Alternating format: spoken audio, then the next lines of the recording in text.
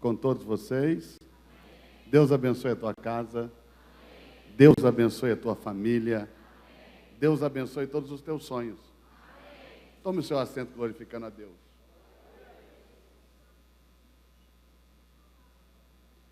Abra sua Bíblia comigo em Gênesis.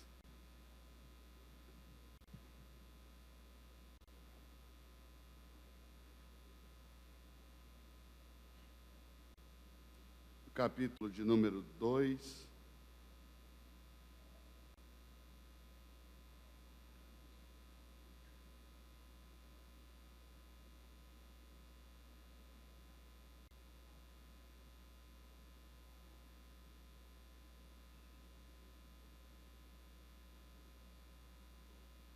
Aliás, vamos abrir no capítulo 1, vai ser melhor. Verso 26. Se você encontrou, diga amém. Vamos orar? Deixa sua Bíblia aberta e vamos orar. Pai, obrigado por essa noite.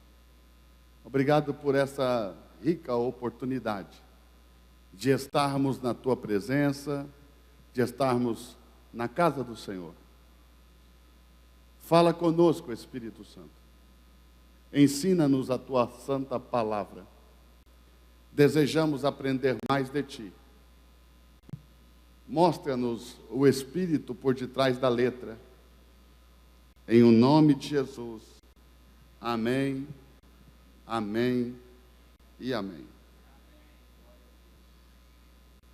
Gênesis 1, 26. E disse Deus: façamos o homem à nossa imagem, conforme a nossa semelhança. Preste atenção nessa palavrinha. E domine ele sobre os peixes do mar, as aves do céu, sobre o gado, sobre toda a terra, sobre todo réptil que se move sobre a terra. Criou Deus o homem à sua imagem. A imagem de Deus o criou. Homem e mulher os criou. E disse: frutificai e multiplicai-vos, enchei a terra e sujeitai-a, dominai sobre os peixes do mar, sobre as aves que voam pelos céus, sobre todo animal que se move na terra.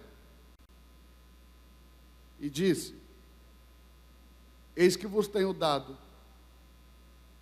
toda a erva do campo que dê semente, que está sobre a face de toda a terra, e toda árvore em que há fruto que dê semente, e ser-vos-á por mantimento. Observe, nós conhecemos biblicamente a terra como sendo um mundo habitável com 4 reinos. Quais são esses reinos? O reino marinho, o reino animal, o reino vegetal e o reino mineral. De novo, o reino marinho, o reino animal, o reino vegetal e o reino mineral. Desses 4 reinos, Deus entregou ao homem 3: o marinho, o animal e o vegetal. Deu ao homem domínio. Ele entregou esses reinos na mão do homem, para que o homem exercesse governo, para que o homem tivesse domínio. E o homem governou, o homem reinou, e o homem dominou, até o advento do pecado. O reino mineral, Deus não nos deu. Por isso você vai ler em toda a Bíblia ele dizendo assim, ó: o ouro é meu, a prata é minha. Reclamando para ele aquilo que é dele por direito. E ele diz assim: e dou a quem eu quero. Eu acho isso tremendo, porque ele não fala para quem tem mérito. Quem tem mérito conquista pela força do seu próprio braço. Quem tem mérito conquista por sua própria inteligência. Mas quando Deus dá, Ele dá, e Ele dá para quem quer, para quem Ele quer. E olha que tremendo. No advento do pecado, o homem contraiu uma dívida que ele não pôde pagar. Por isso que se diz: quem peca se torna escravo do pecado. Por quê? Por causa da lei espiritual da dívida. Você sabe que o mundo natural é regido por leis naturais e o mundo espiritual por leis espirituais. Não só leis, mas forças. Existem forças naturais, forças espirituais. Então você vai ver que elas são forças ou leis que afetam da mesma maneira todos os seres.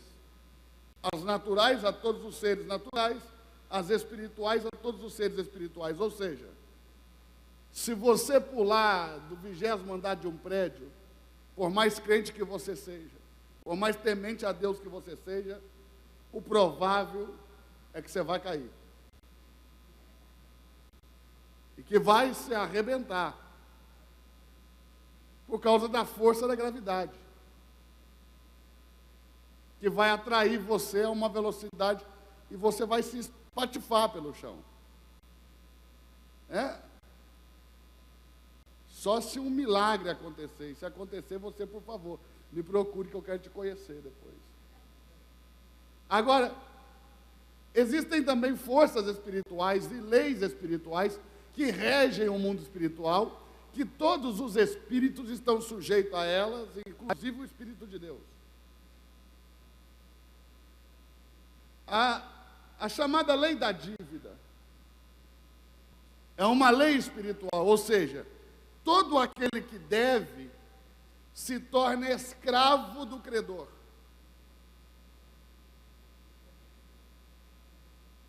Todo aquele que deve se torna escravo do credor. Por isso se diz, preste atenção no texto.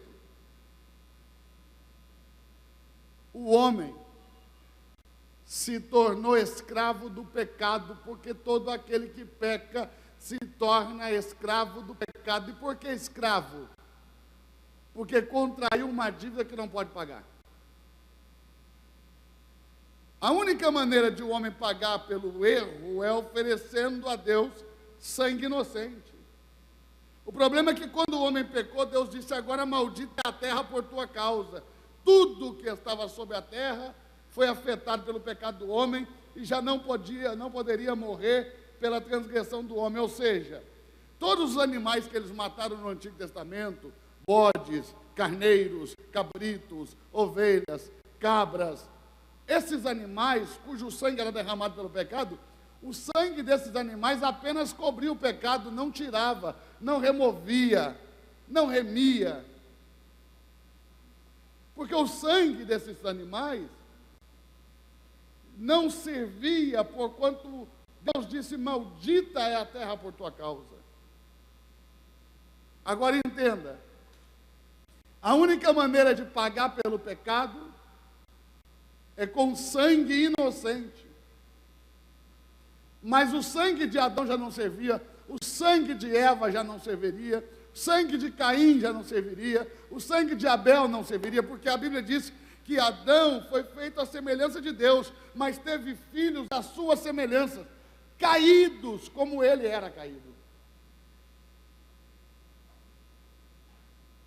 Então, lá em Levítico capítulo 25, depois você lê em casa, eu não vou abrir para a gente ganhar tempo, vai explicar como funciona a lei da dívida.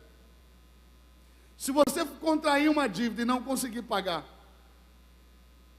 você se torna escravo do credor. Você, dependendo a dívida, também os seus filhos, sua esposa, sua família toda. Mas existe nessa mesma lei uma observação chamada lei do resgate. Ou seja, se eu contraísse uma dívida, não conseguisse pagar, o credor teria que obrigatoriamente dar à minha família uma possibilidade de resgate. Ele não teria o direito de dizer não. Então, ou sendo, se aos meus pais, avós, tios, primos, se alguém da minha casa lhe alcançasse o recurso, ele poderia pagar a dívida. E ao invés de eu me tornar escravo de um estranho, eu seria escravo de um familiar. Porque se supõe que aquele que é parente não vai me fazer mal ou judiar de mim, como um estranho poderia fazer. Se bem que em 2016 a gente prefere ficar com os estranhos. É ou não é? Fala sério. Mas é aquele tempo em que os parentes ainda eram bênção. Né? Que hoje na parentela tem alguns que são bênção. Mas naquele tempo todo mundo era bênção. E aí ele tinha esse direito. Quando Deus olha para a situação do homem, Deus até tenta resolver a questão. Mas agora, segundo o Salmo, Deus elevou sua palavra acima de si mesmo. Ou seja, nem Deus pode burlar o que Ele mesmo estabeleceu, como princípios, leis. Ele vai ter que, para nos ajudar, Ele vai ter que cumprir os princípios que Ele mesmo estabeleceu. Agora, João 4,24 diz que Deus é Espírito, e o homem é pó da terra. Qual é o parentesco que há entre o Espírito e o pó da terra? Nenhum. Então era impossível que Deus nos resgatasse. Era impossível que Deus tivesse o direito de pagar pelos nossos erros, porque sendo Deus Espírito, não havia parentesco, então Ele não teria o direito de pagar. Por isso que Ele se obrigou a nascer da carne. Por isso que diz que o Deus Espírito encarnou, nasceu de uma mulher, se fez carne. Põe isso no seu coração.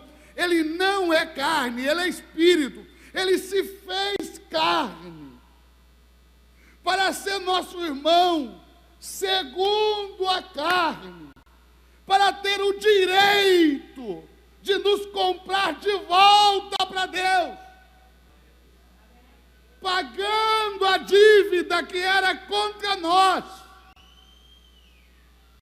a dívida que nos escravizou, a nota promissória que assinamos com os nossos erros, que era contra nós. A Bíblia diz que Ele cravou na cruz, porque agora que Ele se fez carne, Ele tem o direito, mas para ter o direito precisa se manter puro por mais de 30 anos, sem cometer um erro sequer, sem cometer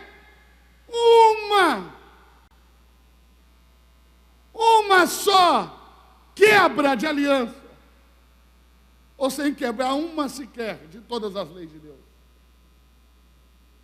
Para quê? Para nos comprar de volta para Deus. Por isso que lá em Apocalipse capítulo 5, verso 9, diz que Ele é digno, porque com o seu sangue comprou de volta para Deus os que procedem de toda tribo, língua, povo e nação. E para o nosso Deus, Ele nos fez reis e sacerdotes. Agora o apóstolo Paulo, e me encanta falar do apóstolo Paulo, porque eu me sinto meio Paulo nesse tempo de hoje. O apóstolo Paulo é um apóstolo meio diferente dos outros, a começar pela conversão, que se deu através de uma experiência sobrenatural. Ele estava a caminho de Damasco, com cartas para perseguir a igreja, com autorização para prender qualquer pessoa que se declarasse do caminho, ou seja, de Cristo. E de súbito, lhe aparece uma luz, ele cai com o rosto em terra, Cristo se revela a ele, ele confessa Cristo como Senhor, é orientado por esse Cristo a ir até a cidade, procurar uma rua chamada direita, esperar na casa de um homem Judas, por um outro camponês chamado Ananias, o qual ensinaria para ele coisas concernentes a Deus, a fé e a doutrina. Talvez isso pareça normal para nós, mas julgando o fato que Paulo era doutor da lei e tinha estudado nas melhores escolas eclesiásticas daquele tempo, era impossível que Paulo parasse para ouvir um camponês. Talvez você não conheça a cultura judaica, mas os judeus eruditos, os que estudam a palavra, são sustentados para isso. E eles se sentem e se julgam acima das pessoas normais. Aliás, as pessoas comuns é que ouvem eles. Eles mesmos não param para ouvir pessoas comuns. Essa é uma tradição tão enraizada no judaísmo e na vida cotidiana de um judeu, que você vê isso até os dias de hoje, em Jerusalém, como se sentem superiores àqueles que estudam a palavra. Jamais Paulo pararia para ouvir um camponês.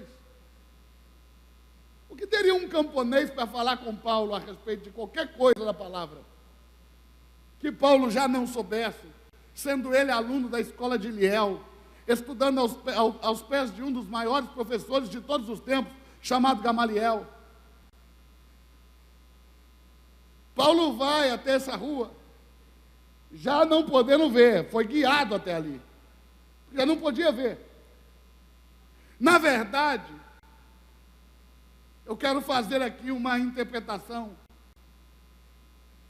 do meu coração, por aquilo que o Espírito Santo me tem dado. Na verdade, eu não acredito que Paulo ficou cego. Na verdade, eu acredito que ele sempre foi cego. É que o encontro com Jesus expôs quem ele era de verdade.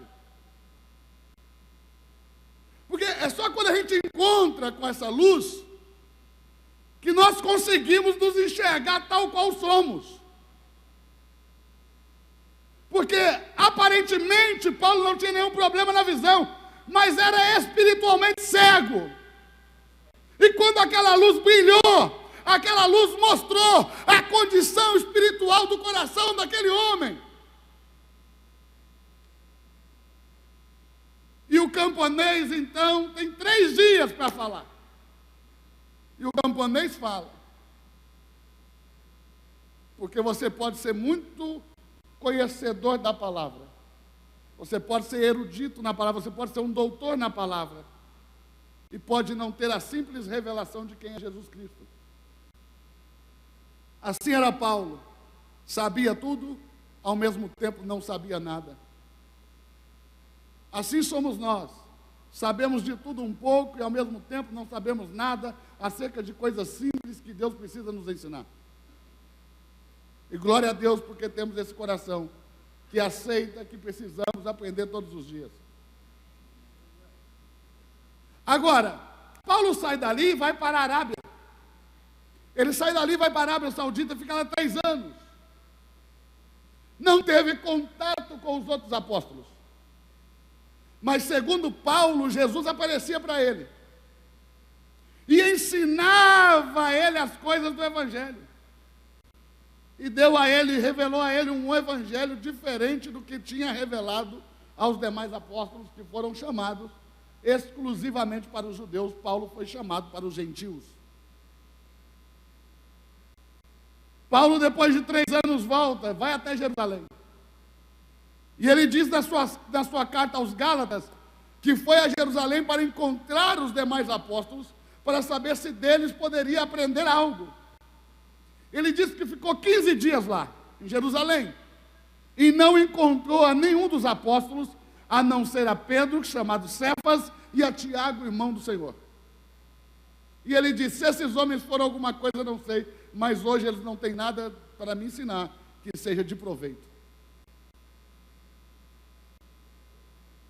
A coisa é tão forte, o relacionamento de intimidade de Paulo com Cristo foi tão forte, que ele, quando viu os outros apóstolos, ele disse: olha, eu preciso mais, eu preciso ir além, eu preciso... E aí ele volta. Ele volta e ele vai escrever mais cartas, ele vai dizer coisas tremendas, mas uma coisa me chamou a atenção. Paulo escreve categoricamente, de forma muito clara, que todos nós somos de Cristo escravos. A palavra é escravos mesmo. Algumas traduções põem servo, eufemismo, uma tentativa de suavizar a expressão, porque a palavra escravo não cai bem hoje. Mas Paulo não escreve de forma figurada. Paulo escreve de forma literal, escravos, porque por ele fomos comprados. Paulo não está dizendo de forma mística. Paulo está dizendo de forma literal que nós fomos comprados por Cristo e somos propriedades particulares de Deus e agora pertencemos a Cristo, somos propriedade particular de Cristo, somos escravos de Cristo. E aí a pergunta que eu tenho para te fazer é a seguinte: do que um escravo é dono? Vou de novo. Do que um escravo é dono? Então, se o seu Senhor te dá sementes para semear, a quem vai pertencer a colheita? A você que trabalhou ou ao seu dono que te comprou? Vamos pelo raciocínio lógico da coisa. Quantos por cento daquilo que o escravo produz é do seu dono? 100%, irmão. E se esse escravo tiver filhos, vai pertencer a quem? A seu dono. É essa a ideia do evangelho que Paulo prega. Somos tão donos de nada, assim como da nossa própria vida, nem dela somos donos, porque até dela temos que prestar contas, porque dela não somos mais donos, porque fomos comprados. E essa é a ideia doutrinária de ensino que vem aqui do Gênesis. Eu gostaria que, se você pudesse abrir comigo a sua Bíblia, em Gênesis, no capítulo de número 47.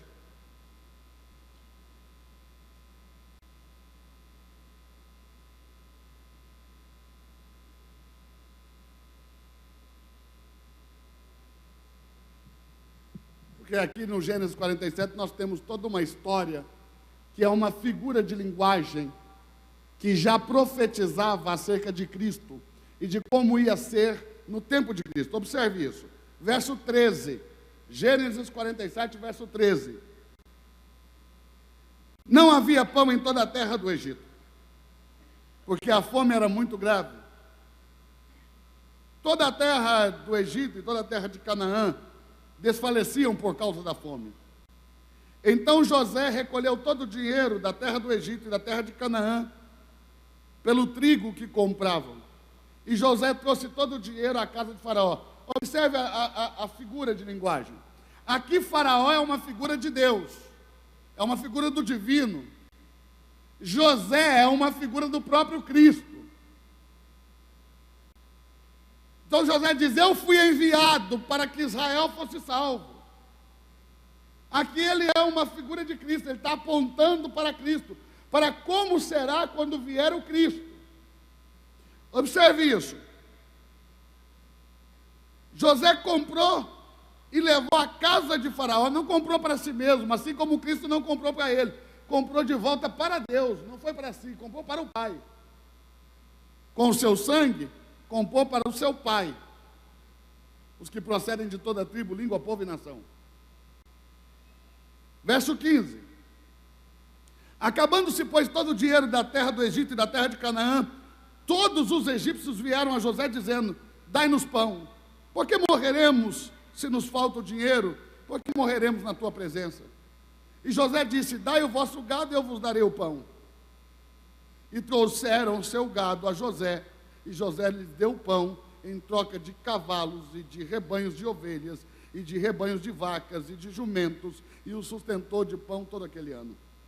Acabando aquele ano, vieram de novo no segundo ano e disseram: não ocultaremos ao meu senhor, que já o dinheiro nos falta, também os nossos animais se acabaram. Nenhuma coisa nos ficou diante do nosso senhor, senão o nosso corpo e a nossa terra. Por que morreremos diante dos olhos do nosso senhor? Tanto nós como a nossa terra, compra-nos a nós e a nossa terra por pão, e seremos escravos de Faraó. Olha a ideia. Compre a nós e a nossa terra. Seremos escravos de Faraó. E José assim o fez. José comprou. Verso 20.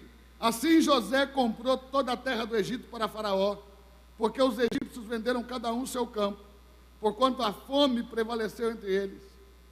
E a terra ficou sendo de Faraó. Quanto ao povo, fê-lo passar a uma extremidade até a outra extremidade do Egito, por todas as cidades.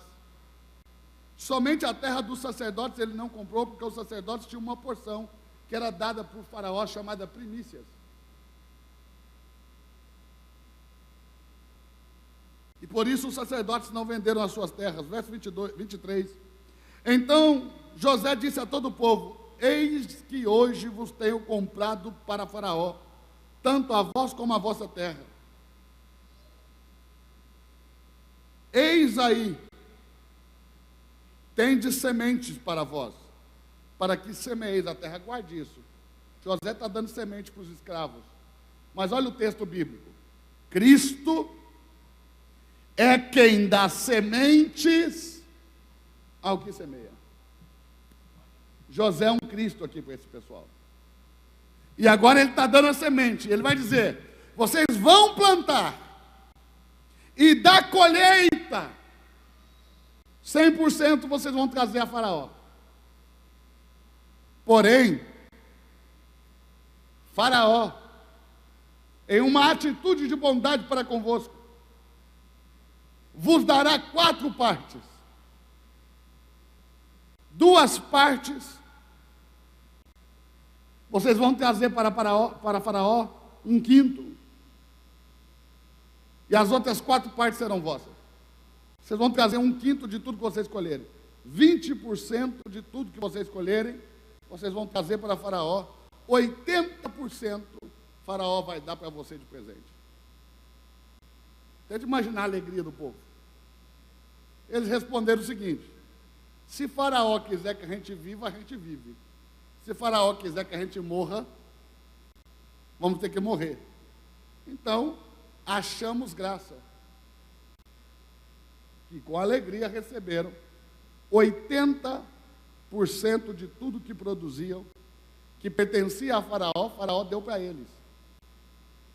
E eles saíram de lá pulando de alegria. A dinâmica da fé é essa. Por que dizimamos? Você sabe que muita gente só dizima porque chegou aqui, todo mundo dizimava, ele, entendeu?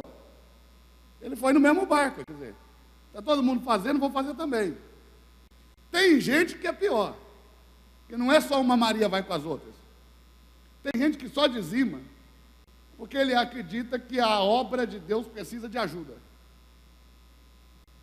Então ele vai dar uma ajuda para Deus, como se Deus tivesse falido precisando de dinheiro. Vou falar de novo. Tem gente que quer ajudar Deus com a graninha, como se ele tivesse falido precisando de dinheiro. Eu não sei se você já parou para pensar. Outro dia eu estava passando ali pela orla ali, e vi ali por volta de 6 da manhã, eu estava indo para o aeroporto, um monte de menino deitado na areia, jogado bêbados. E eu fiquei pensando: Senhor, eu sou tão importante para o Senhor, para a sua obra, que se eu não quiser fazer aquilo que o senhor quer, o senhor levanta um daqueles, ó. O senhor tira de lá. Aquele que está deitado nessa rede bêbada, o senhor levanta ele, enriquece ele, faz ele fazer tudo que eu e os meus companheiros juntos não fazemos. Porque o senhor definitivamente não precisa de mim e nem da minha turma. Nós precisamos entender que tem algumas coisas que nós participamos na obra, que não é ajudar a Deus, é ter o privilégio de participar com Ele.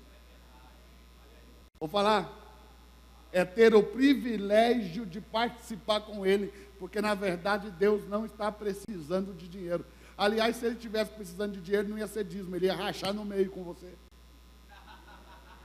Entendeu? Ele ia fazer tal qual o PT, metade para cada um. Por que Deus, então, pede esses 10%?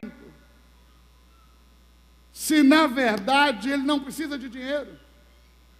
Porque eu nunca vi dinheiro entrar no gasofilar e sair voando. Ou seja, todo o dinheiro fica aqui, administrado por nós, para nós mesmos. Por isso que você senta aí. Por isso que isso aqui é tão bonito. Por isso que tem esse microfone, por isso que tem iluminação. Porque fica tudo aqui e volta para nós. Esse é um sinal que Deus não está precisando da grana. Quem usufrui daquilo que pertence a Ele somos nós. Está assimilando? Está assimilando? Porque contaram muita história mal contada sobre dízimo para nós. Eu estou querendo te mostrar como que Deus pensa. Então, na cabeça dele é o seguinte: na verdade, Ele não é dono de 10% do que você produz, Ele é dono de 100%. Está pegando ou não? Está entendendo a cabeça de Deus? Na mente de Deus é assim: Ele não é dono de 10% do que você produz, Ele é dono de 100%. Mas Ele decidiu te dar 90%. E por quê? Porque tem que ser melhor que a Faraó. Se o Faraó deu 80%,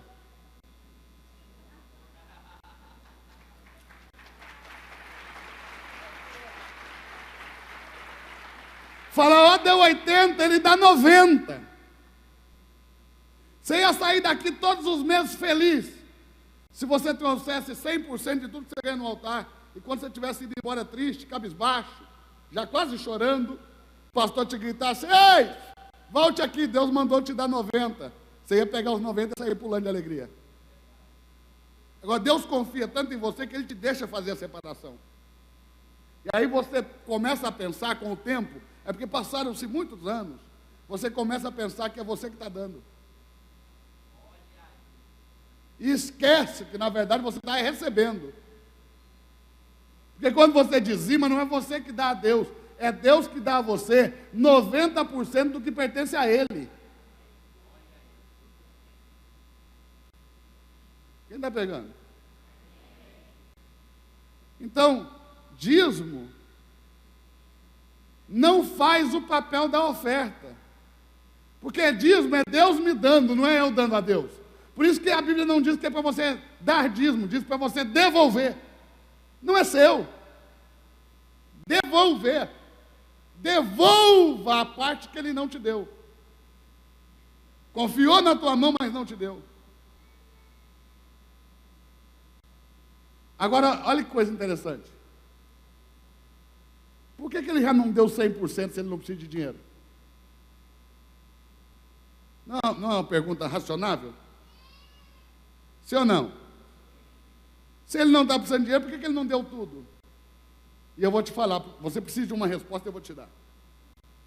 É porque você é ruim de memória. Se Ele te dá 100%, rapidamente você ia esquecer que um dia você foi comprado. E que você tem um dono. Que você é propriedade de alguém. Todas as vezes que você pega 10% de tudo que você produz e traz de volta para o altar, você tem que declarar para o mundo espiritual: eu fui comprado, eu tenho um dono, e esse dono é Deus.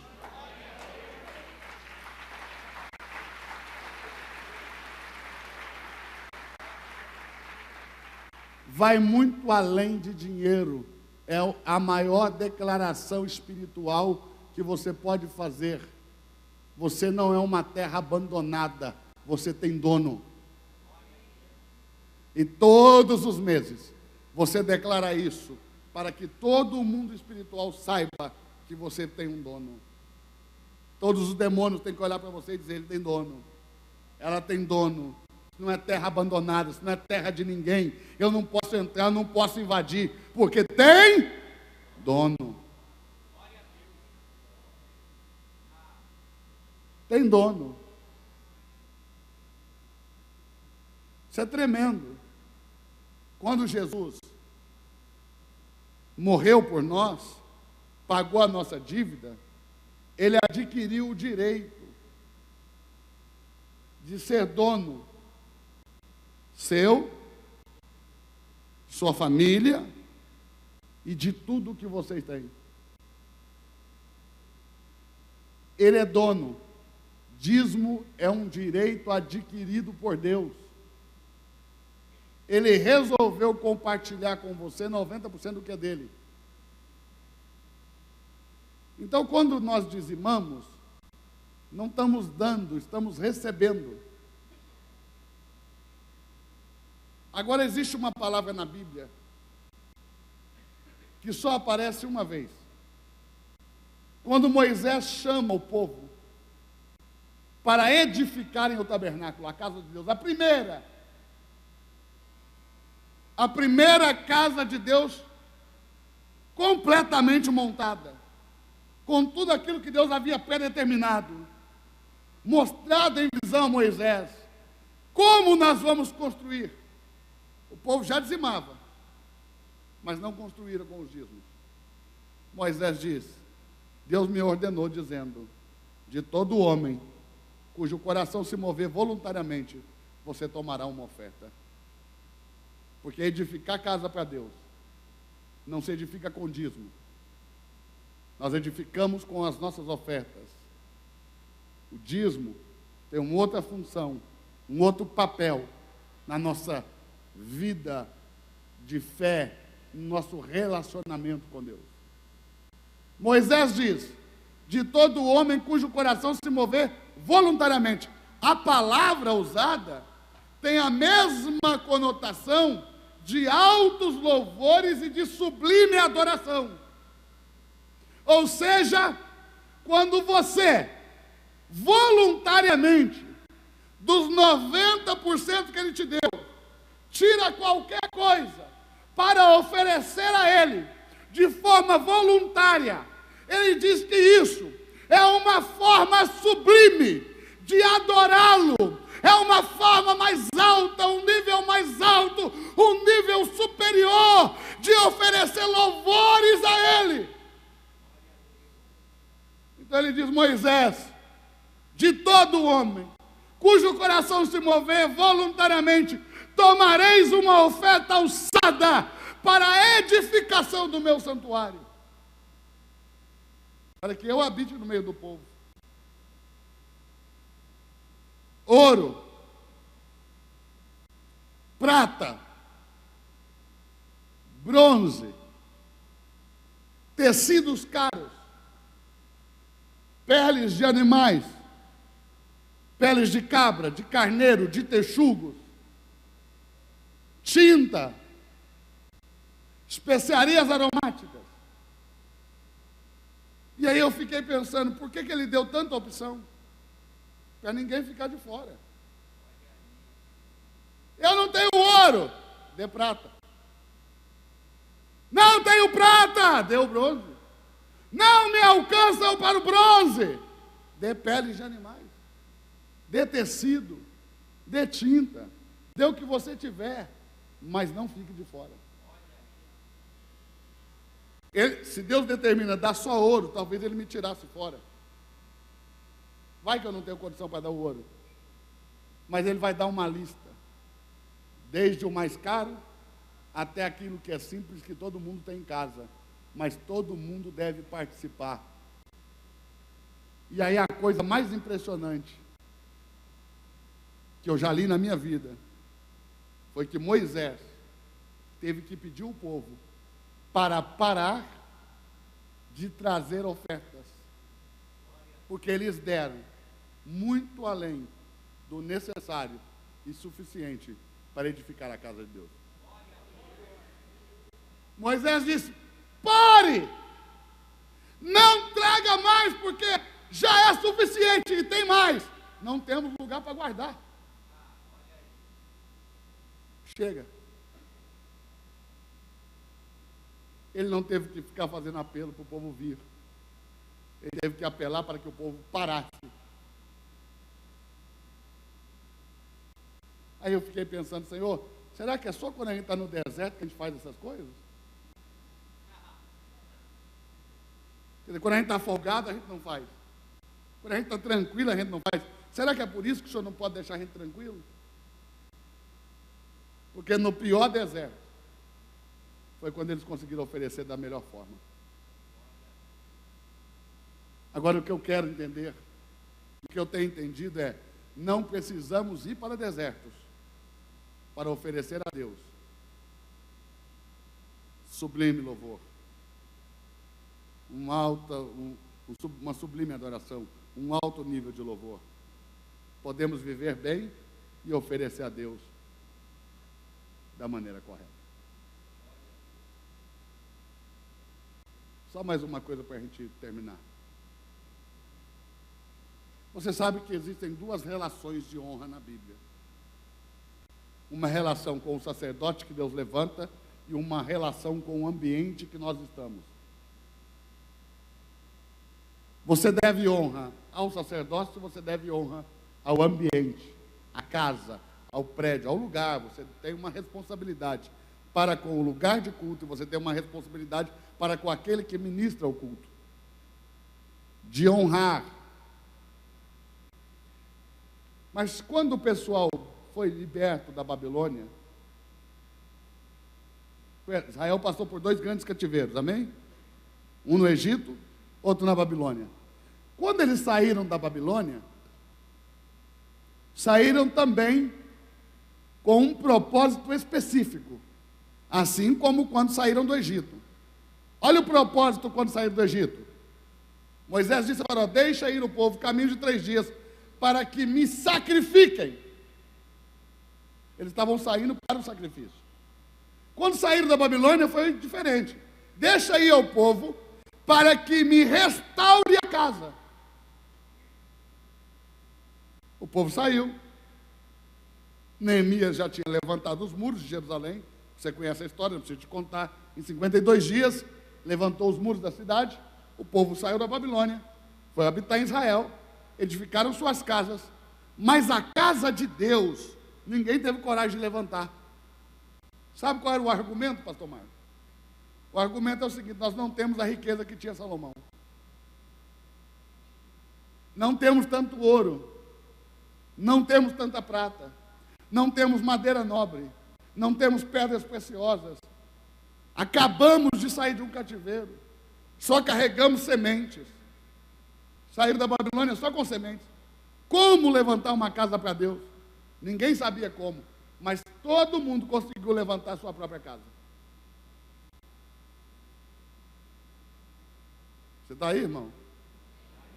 Aí Deus levantou Ageu, que é um dos 3 profetas chamados profeta pós-exílio, que profetizou depois que o povo saiu da Babilônia. O que Ageu falou? Considerai os vossos caminhos.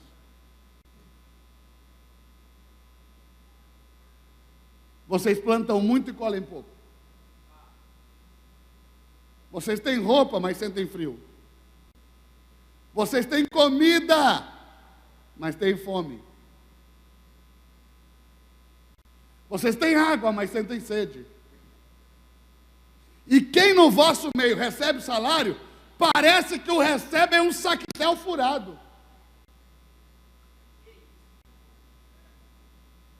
Aí o outro verso diz o seguinte: considerai o vosso caminho. É o único texto na Bíblia toda onde Deus repete a mesma palavra depois de um versículo. Olha o que ele diz: considerai o vosso caminho. Aí ele vai explicar qual é o caminho. Você planta muito e colhe pouco. Seja sincero com você mesmo. Quem é que sente que trabalha demais e que o tanto que trabalha não é correspondente com o tanto que ganha? Levanta a mão. Trabalhar muito e colher pouco. Assim, eu trabalho muito. Tudo bem, pastor, eu ganho bem, mas eu trabalho muito, eu devia ganhar mais. Quem trabalha muito, muito, levanta a mão. Exato. Então, observe, ele está dizendo isso. Considere isso. Por que você trabalha muito e ganha pouco? Considere isso. Por que você tem roupa e sente frio? Por que você tem comida e tem fome? Por que tem água e tem sede? Por que quem recebe o salário parece que o salário não dá para nada? Considere isso. Aí eles perguntaram: Senhor, mas o que nós temos feito de errado? Aí Ageu declara: vocês têm casa, as casas de vocês têm telhado, mas a minha casa está em ruínas. Ou seja, a falta de cuidado para com a casa de Deus fez com que o povo não prosperasse, patinasse, andasse em círculo, patinasse financeiramente, porque trabalhavam demais, mas nunca sobrava para as férias, nunca sobrava para trocar de carro, nunca sobrava para mandar os meninos estudar fora, nunca sobra, porque parece que é sempre no limite. Aí Deus vai falar: pare e pense. Quem está por aí? Então observe, dízimo protege o que eu tenho, mas é a generosidade do meu coração que me enriquece. Vamos dizer juntos? Diga comigo: dízimo protege o que eu tenho, mas é a generosidade do meu coração que me enriquece. Deus te abençoe em nome de Jesus.